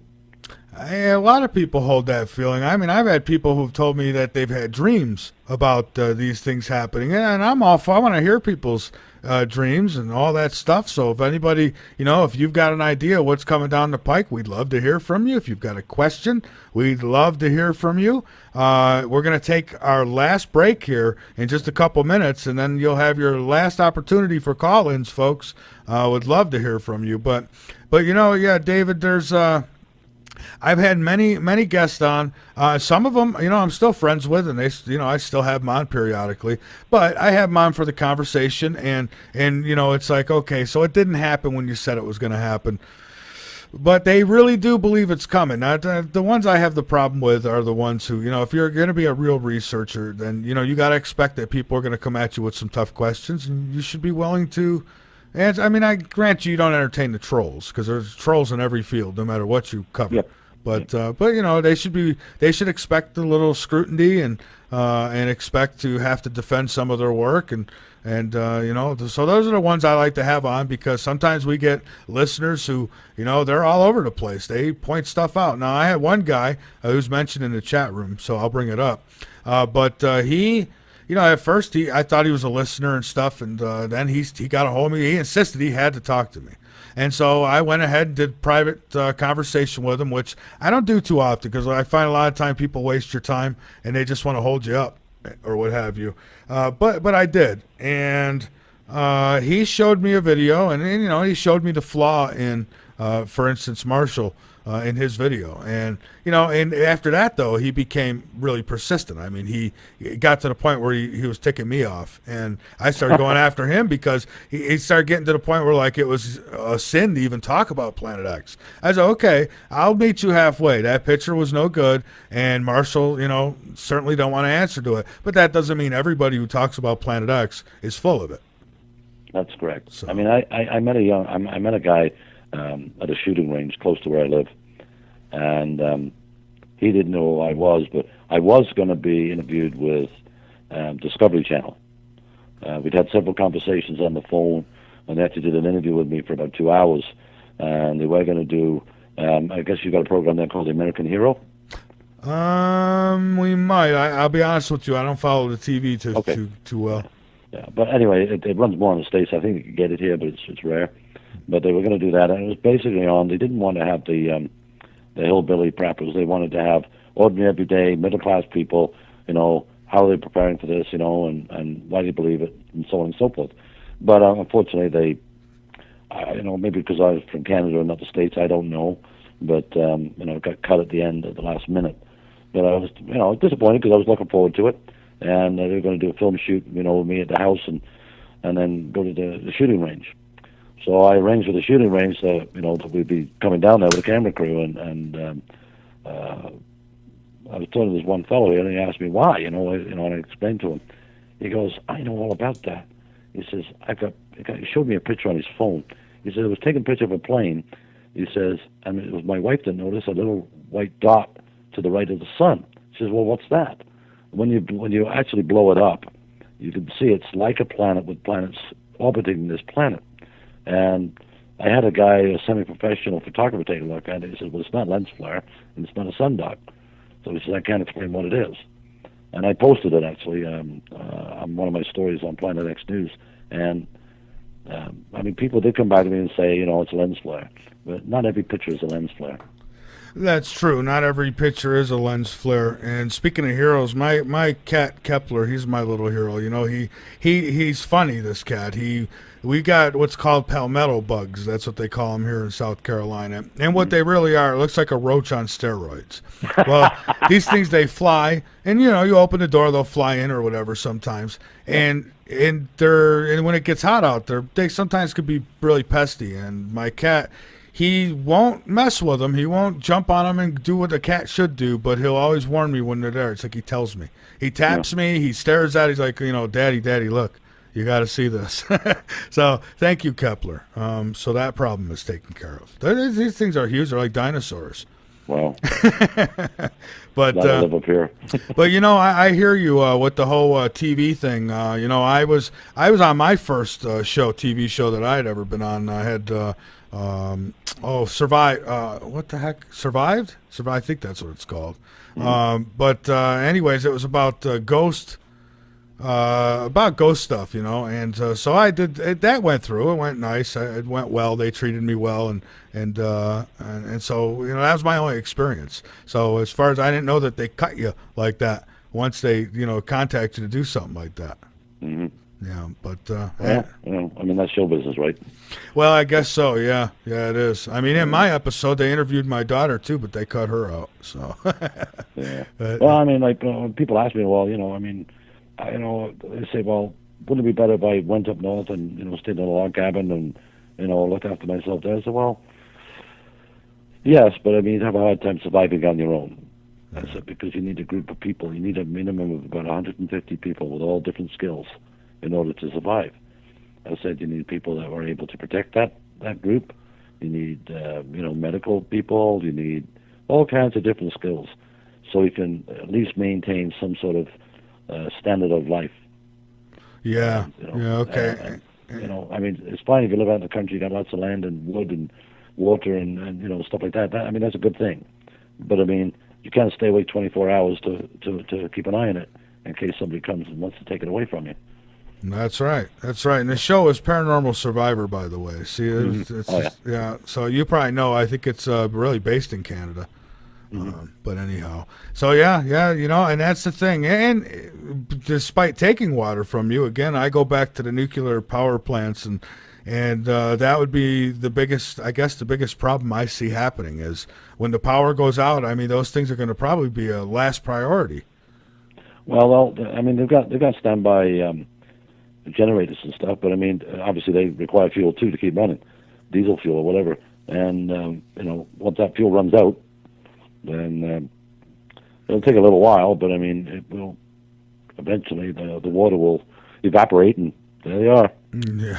All the fueling rods just left there. Yeah, not good at all. Well, hang on with me one more time, Dave. And we're going to take a break here, and we'll come back, and we'll take any calls if we get them.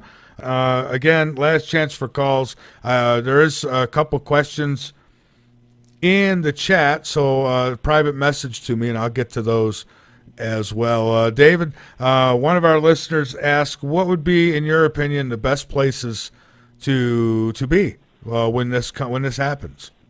Well, from what I understand,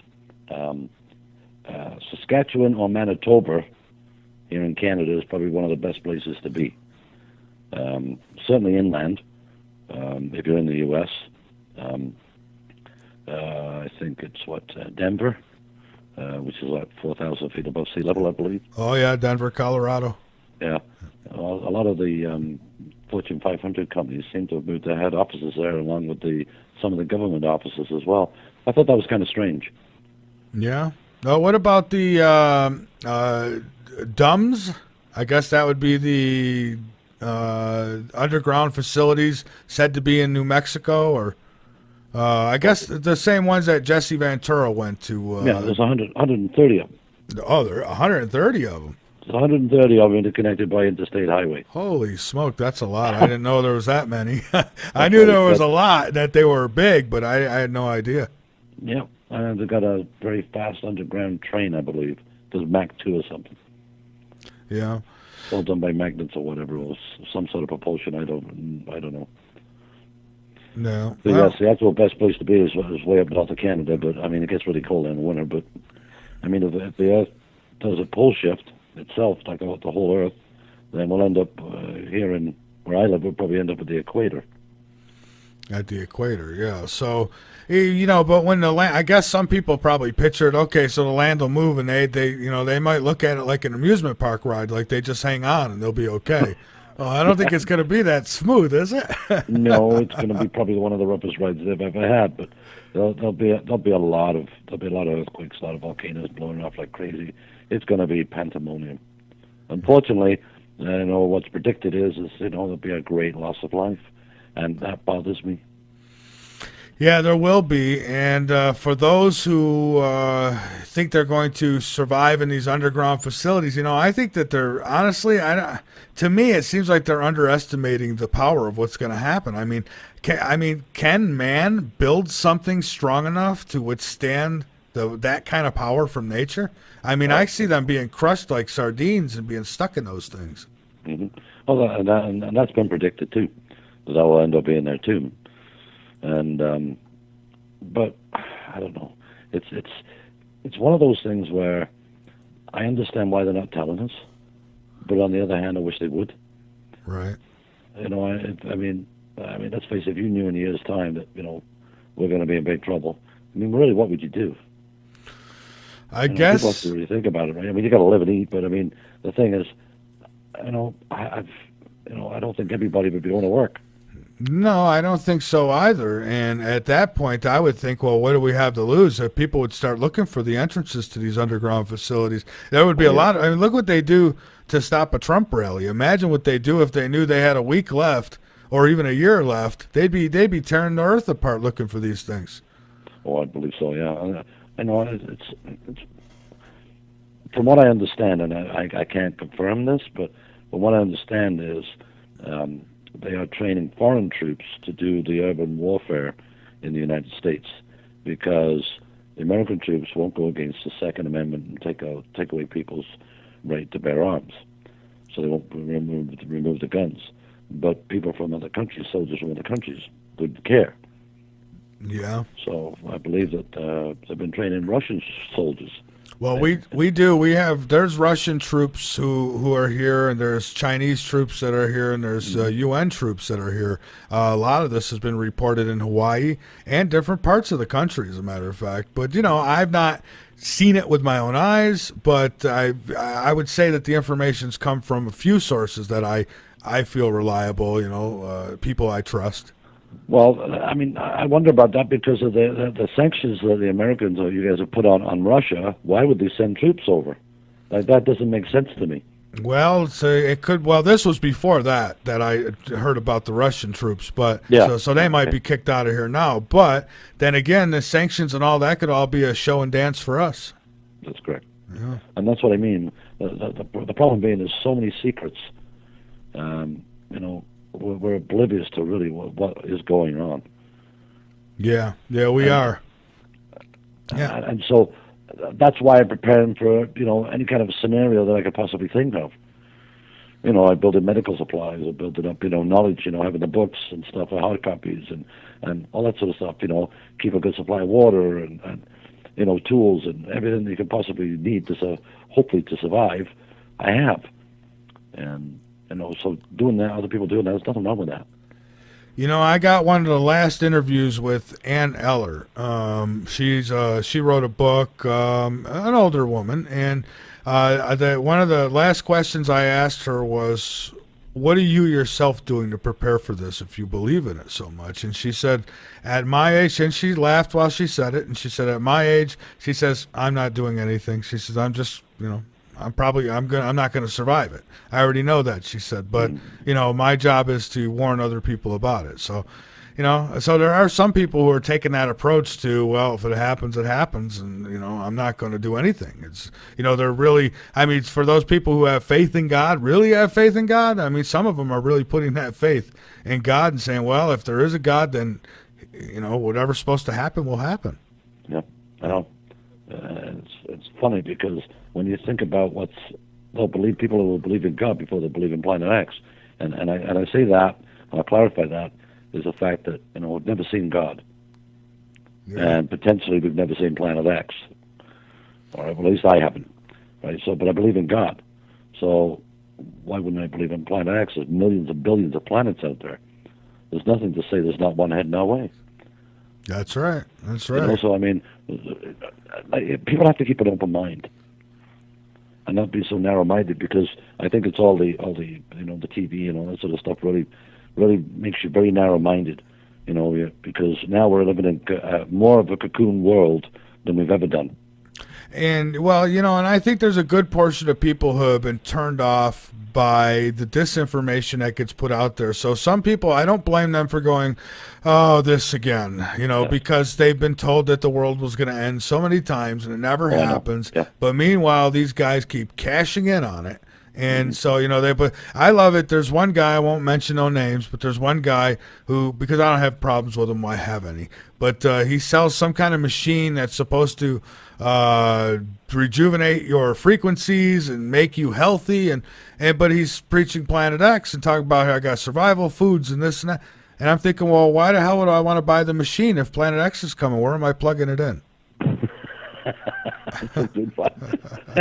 So that's really good. But people will buy it. They will. And so I look at stuff like that and I think, well, if you really believe that this is coming, I don't think you're going to be selling machines to people that they got to plug in and tell them that these are going to help you in a time of crisis, because, again, where you're plugging them in. So, yeah, I look at stuff like that. That's where I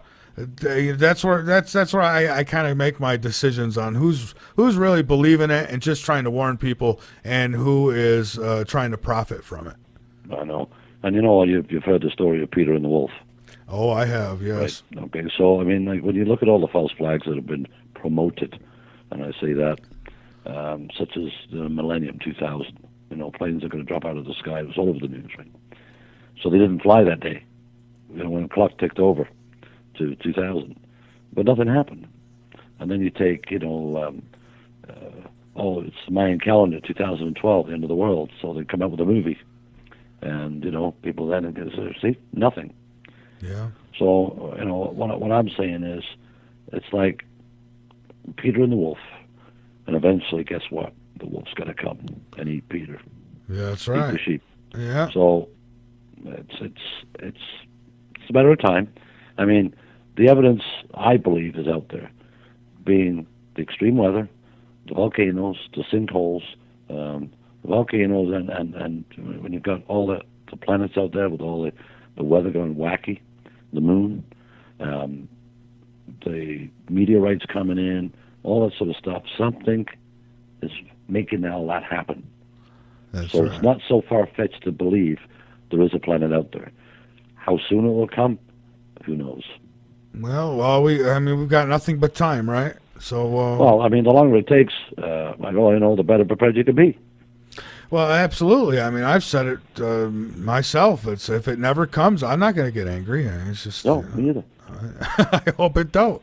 To be honest with you, now there's some people who get mad when it don't happen. They're angry. I mean, if you tell them, even if you tell them it's not going to happen, they get really mad. Some people are really looking forward to the arrival of this thing. Well, I understand why they get mad. I think it's because they feel embarrassed. Yeah. Because they probably told a whole bunch of people, and now they're getting ripped. So now they feel mad because now they're going to get, they're going to be the recipient of a lot of ridicule. So, and I understand that. Even some of my family say, well, and when is it going to happen? And, and they sort of chuckle, and I go, well, I don't really know, but I'm just being prepared. Well, nothing happened this day. And they said, well, something was going to happen. I said, well, some people do make wild predictions.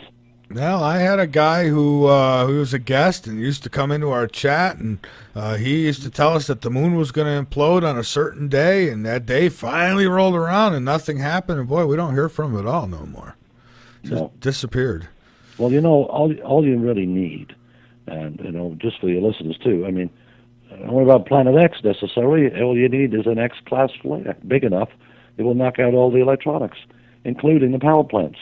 And it could even do more than that. I mean, it could, depending on the strength of it. Yes. Have you got a real big one? It happened back in the 1800s. So we had a big one there, but we didn't have a lot of electronic. All we had was the telegraph wires. But it completely blew those up. But you've got a strong enough X-class flare. It can knock out just about everything. Cars won't work, anything, all the electronic ones. And then you're still going to have to survive because it would take a long time to get the power back up. Yeah, absolutely. 6 months to a year to get any sort of hydro going, probably, if not longer. So, what do you do in that time? No manufacturing of food. So you really have the same scenario that you have when you have with Planet X coming by. You're still going to have no food, no water. Yeah. And some people are preparing for not just themselves but for their neighbors. I think the best scenario is that you get to know your community. I understand in some neighborhoods that's impossible, but in some communities, if you've got normal, good, law-abiding neighbors, and you might want to get together with some of them and come up with a plan. Maybe you don't want to tell them, okay, Planet X, because they're going to think you're crazy. Just tell them, hey, if there's ever an emergency that nationwide or something, we should have a plan. Yeah, no, exactly. Yeah. And I remember years ago when I was a kid, we knew all the neighbors. I'm lucky if I know 3 or 4, and I've lived here for 16 years. Yeah. In my area here where I live, I know the neighbors next door to me, but that's it. I know them as hello, goodbye. Yeah. Oh no, I know. And you get people that drive home, the garage door opens, and the car goes, and that's it. You don't see them come out. Yeah, that's true. That's true. And if they are out, they're on the back deck and looking at the phone. Yeah. So communication has ceased as regards to people talking to each other. Even like you say, when you go to a restaurant, that's what people are doing. They're not communicating. They're communicating by electronically with somebody else. Yeah, people are so used to disconnecting with social medias and stuff. Like when they had enough of you just clicking the button saying the hell with him, I'm done. And now, and when you're interacting with people in person now, you can tell who is so overly connected to technology they can't handle a real conversation. They don't know how to act. That's correct. Yeah, so we've advanced technology-wise, but spiritually-wise, we've gone backwards. Oh yeah, we have gone backwards, and I think, of course, it's all intentional. And unfortunately, I think when we finally find out exactly why, it's probably going to be, as somebody said in the chat room, we'll be being loaded on the buses. We won't know until we actually walk through the door. That's what's happening. That's what happens to the cows, the chickens. They don't know what's going to happen until they're in line for it to happen, and then it's too late. But I got a question for you. Sure. Why would the Catholic Church have one of the biggest telescopes in the world and name it Lucifer? That is a great question, and I've asked that question before, and the only abnormal answer I got was someone says, well, the telescope was actually already there, and it already had that name, but they rented it, is what somebody tried to tell me about it. But the fact is, the Vatican, no matter what, is using it, and that is the name. And yeah, I think they actually built it, to be honest with you. But okay, they probably did. And my question, too, is because the Pope really had to go at Trump about him building that wall between the U.S. and Mexico. He says you don't need walls. And why is there a 20-foot wall around the Vatican? Yeah, exactly. So, I mean, Well, and then you could ask other questions too, and get even deeper and say, okay, look at ISIS. They hate Christianity. Da da da. How come they're not? Nothing's happened to the Vatican. I'm not saying that I want to see anything happen to anybody, but how come they've not tried to attack them? Is it because of their beautiful wall? Maybe, I don't know.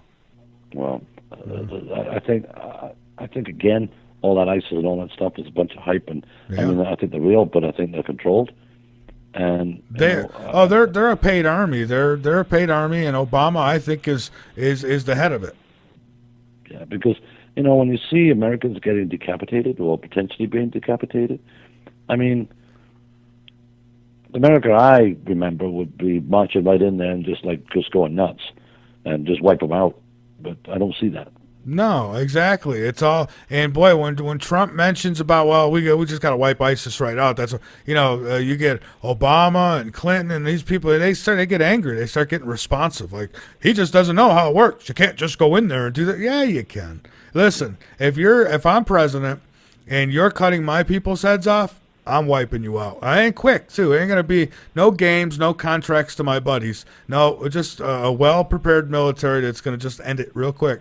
You stop, what you're doing, or we got to stop it, and that's the way it should be.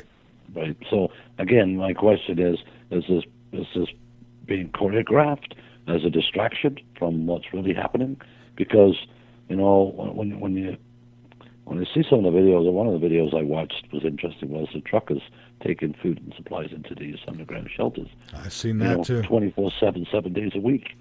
And one guy said this is the fourth time he's been here, and they don't even know what they're carrying. So, they're preparing for something. They don't just load up and let it sit. They're preparing for something. They are. Whatever that something is, I want to be prepared for it too. And, and that's the bottom line with all of this. The bottom line is that, people can argue about everything they possibly want to, but they cannot argue with us when we say that the government is preparing for something. We can all agree on that. So we should be awful concerned as what that something is, because, folks, they're not telling us about it. There's no transparency at all. I mean, I understand you have to have a certain amount of secrets, from other countries, but I don't think they're being, transparent with the American people. And it's no wonder they're fed up with the politicians, because they're the ones that are keeping everything, under wraps. Well, that's right. They're told. They've taken their golden carrots, Yeah, so. Exactly. And so, we know what the most powerful thing is in the world, don't we? And that's, that would be money. It is, yeah. And power. So, people want that. And I say to people, too, when I'm talking to them, I say, well, look at this. I said, let's say you're a Bloomberg, Bilderberg, or Rothschild, or whatever. You got all the money in the world. You can buy anything you want. Yeah. What do you do?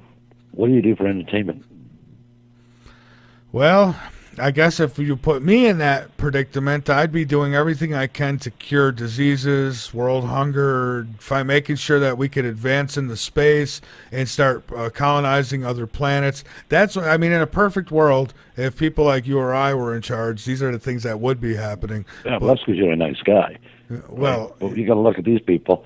All they've done really is rape and pillage the working people, and accumulated all the wealth, and so they have to have like a game they can play. So they play with the entire planet and play people like pawns. So it's like a kid going on and playing Warcraft, you know. Yeah. So that's what I believe is what they're doing, is just setting things up. Let's have this here, let's have that there, because when you got all the money in the world, you can buy anything you want. You've got to be bored. Yeah. I guess so. Well, these guys, I don't know if they're putting a lot of their resources into figuring out how they could live forever. Yeah, well, yeah. They are. I mean, they're the CEOs of Google's and the founders of these social medias, even Pimpleface, their Facebook guy. These guys, they're putting their billions of dollars into technologies that can keep them alive forever. I know that they're talking about being able to upload their brain waves, everything who they are, I guess, right up into a computer with a brain that can learn. These are the kinds of things that they're hoping for. So your Rothschilds and people like that, they don't ever want to be out of power. I mean, that's how these people think. Yeah, it's really something to think about. I mean, they're talking about what's that movie I Robot with Will Smith, and you see that's what they're heading towards now. Yeah. Having those robots, and the same with, the movie that Arnold says, I'll be back, and that sort of stuff. So when you get to that point, you kind of wonder. You do. And David, it's we've already shot through here. We're down to the last few minutes. So what I would like to do first is thank you so much for being here tonight. I have immensely enjoyed conversation with you, and I'd like to give you the floor to get out anything that you'd like, whatever it might be, appearances, websites, you name it.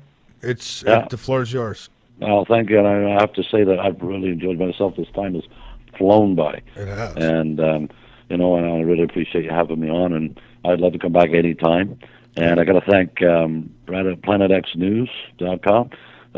He's the one that hooked us up, and he's done that quite a few times for me, and I hope we have represented them as well. Oh, you have. Anybody wants to contact me, can go to the site. Hey, get on to become, sign up, be a member. It's free, and put your comments on there and send stuff. And I said, I always give people credit when they send me stuff. I never take it myself. And if you ever read any of my articles, you'll see that I always give the credit for. Someone sends me a photograph, I'll say who it is, provided that's what they want. Great. So listen, thank you very much. All right. Well, hey, thank you, too, and you're welcome back anytime. Stay in touch. We could do these Planet X updates every now and then. I wouldn't mind.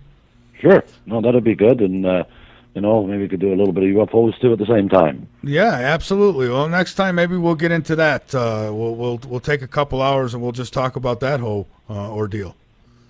Oh, that'd be wonderful. And, just find me an email or whatever, or maybe I'll email you, and we'll keep in contact. All right. Sounds good. All right. All right, sir. Yes. Thank you so much, and have a great night. Okay, you too. Thanks very much. Right, bye-bye. Bye-bye. All right, everybody. There he goes. And again, we've got him linked up on the homepage. Dave Hines. I've really enjoyed talking with him. I mean, Thank you for listening to the first hour of Late Night in the Midlands. To finish listening to this episode, go to lnmradionetwork.com and become a subscriber. Becoming a subscriber is easy. There is a link on every page to take you to the subscription page. The cost is low, and you would be supporting Late Night in the Midlands and all of our efforts to bring you the truth. Again, go to lnmradionetwork.com, click on the subscribe button, and you can finish listening to this episode, as well as all of the other shows that are in our archives. Hello. Good evening, Dave. This is Michael Vera with Late Night in the Midlands. How are you?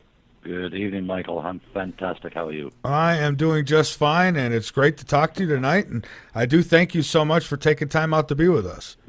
Oh, no, it's my pleasure, for sure. All right. Well, we've got an interesting topic here tonight, and I have been all over the Planet X News website, and I tell you, I find a lot of interesting stuff there. I'm going to be spending a little more time there. It's full of goodies. So I thought maybe we'd start out with a little bit of background and most people probably don't believe when they hear about something like this. So what got you going down this Planet X trail? Well, I'll tell you the story. I work in the nuclear business, and I was up at a nuclear plant working, and there was a colleague of mine that mentioned the fact about this Planet X. And I've always been interested in, science and the stars and UFOs and all that sort of stuff. So it kind of tweaked my interest, but I really didn't pay a lot of attention to it in the beginning. And then one day I thought, I'll check it out on the web and stuff. And I went around. There was lots of information on this Planet X. And when I got to Planet X News, I kind of liked that site, and I started to read the stuff. And I'll be honest with you, I was a skeptic. I did not believe that there could be this rogue planet with a bunch of others with it coming into our solar system. And I just didn't believe it. It took me, I think, it still got my curiosity, though. And I think it took me 2 years before I'd even believe it. That's how long it took me from researching this stuff, listening to people, find out who was credible, who was not. It took at least that long to find out, who was credible and who was giving out some good information that I could believe. Right, and that's the key. Who's credible? That's been my experience. I've been doing this for 8.5 years, and I have had several guests on about Planet X. Some of them have now retired and they're not around no more. But a good majority of them, I don't have back on because I've found where they have been. They're just in it to fill their pockets, and they're taking advantage of people. And you know what? And I agree with you 100%. And when I started to write my articles, and I got started with Planet X News because I was retired, but since gone back to work because of Planet X actually, and I'll explain that a little bit later. But when Planet X News was advertising for writers, I thought maybe I could write one or two, and I contacted Brad and I said I might be able to write one or two. He said okay. He said that's fine. So it started off as a guest writer. And, when I started to write, I couldn't stop. I was probably writing 2 to 3 articles a week. Nice. And if you look in the archives of the stuff that I've written, you'll see that if you can find the dates on them, you'll probably see that that's quite true. But the information that I gathered was incredible. But what I wanted to do was, I'm just an ordinary fellow. And I know there's a lot of people out there like myself. They don't have a degree in science. They're not astronomers. They know very little about that stuff at all. But I think they know that they've been lied to or being lied to. And what I wanted to do was sort of, hope they don't object, but try to represent them as an ordinary citizen, so to speak, to try and gather all the information I can and put it on that website. And I appreciate that, and that's what I want, really, and that's what I set out looking for when I sent out an email and got you here. Is I was looking for, first off, I wanted somebody everybody hasn't plastered all over the place already, and I don't know, honestly. Until I found you, I find that you've been in this and you've been doing this a while, but you and I haven't crossed paths yet. So that was important, and also important as to how serious you take it, and I'm taking it that you take it pretty serious. Well, you know what? I'll be honest with you. It is scary.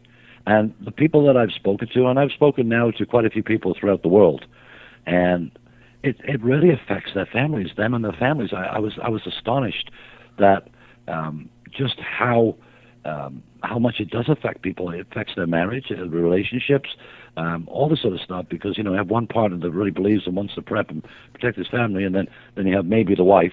Not all in every case, but maybe the wife that thinks the husband's going absolutely crazy. Yeah. I know of a few people like that where they split up because they couldn't agree. Yeah, and my wife, God bless her, she doesn't object to me doing this. She supports me in a certain way, but I think she's like most people. They don't really want to know, don't want to believe that it's true. And I think there's a lot of people out there that think the same way. This couldn't possibly happen. We've got nice blue skies and all this sort of stuff. But when I looked at all the evidence of the changes, not only on our planet, but all the other planets in our solar system, that's a matter of record with NASA, that the weather on Venus and all these other planets has gone absolutely haywire. And that just doesn't happen. Something has to cause that to happen. Yeah, and there's always excuses for this stuff. I mean, I've had some say, "Oh, well, that didn't really happen. People are making that up." But I know for a fact that these other planets have been affected temperature-wise. Oh, yeah, they have actually violent storms on these planets now, which they never had before. And the rings of Saturn I guess some of the rings have disappeared, and all sorts of stuff is going on. And I think the increase too in meteors, even though NASA said, "Oh, we can track those." They certainly missed the one coming over Russia, and the excuse was it came out from the sun. But I mean, there's been one, I think, in Iraq that really wasn't publicized, and there's been several others too. And the increase has been absolutely dramatic. Yeah. Go ahead. Go ahead. Oh, no, go ahead. Yeah, the same with earthquakes. I started to monitor the earthquakes and also sinkholes, as well as extreme weathers like floods. I mean, this is unprecedented, the things that are going on. And David, if I may, you mentioned earthquakes, and I got to say, I've had Dr. Rand, who is on this, he does a show here, and Peter Kling, they do a show together. Them two have been talking about the earthquakes, and I knew that it picked up, right? But I didn't know, I finally listened to them guys, and I went ahead and I signed up at the USGS website and started getting these earthquakes sent to me, and I want everything that's 5 or more. And I'll tell you what, in the last week I've had I think 4 or 5 that were well over 6 that have come to me. I mean, that's a lot. I know, and I watched the program when I first started to investigate this. Do you remember the program with Jesse Ventura, Conspiracy Theories? Oh yes, I watched that, and I found that extremely interesting. And they brought up the thing about the underground bunkers that the U.S. had built. And when I realized and dug in deeper and find out more about them and discovered they built over 130 of them, mainly I think they're all actually sort of inland, away from the coast, and they're all interconnected by highway 1.5 miles down. And I'm thinking, well, why would they? If you want to have a nuclear shelter, why would you want to connect them, sort of by road? So there must be another alternative reason for the road. And I think it's a great way to disperse and transport, troops without anybody's knowledge. That makes sense to me. I know. I've seen photos, and I'm not somebody who takes every photograph to be. For me, I've got to trust who I'm getting it from, then know that they didn't Photoshop or what have you. And I've seen pictures of what seems to be farms underneath the ground, where they've literally got farms, artificial sunlight down there that they're growing stuff with. I've seen the roads, almost like stores built down there. It's insane what they have. Well, exactly. I mean, that I believe, when you go back to 9/11, just before 9/11, I believe that the military was hauled up in front of Congress and asked, how come they're missing $41 trillion out of the budget? Where did that money go? And then 9/11 hit, and it all got swept under the rug. Well, I think I know where the $41 trillion went. I think it's building all those underground bunkers for the elite. Yeah, and when we say bunkers, I mean, people are probably picturing these small little survival bunkers. I don't know. We're talking about. I mean, they've got literally cities under the ground. Yeah, well, they have those moles that they used, which are about 60 feet in diameter, that actually bore through the earth, and they bore through the earth quite quickly. And some of them, from my understanding, I could be wrong, but some of them were actually nuclear driven.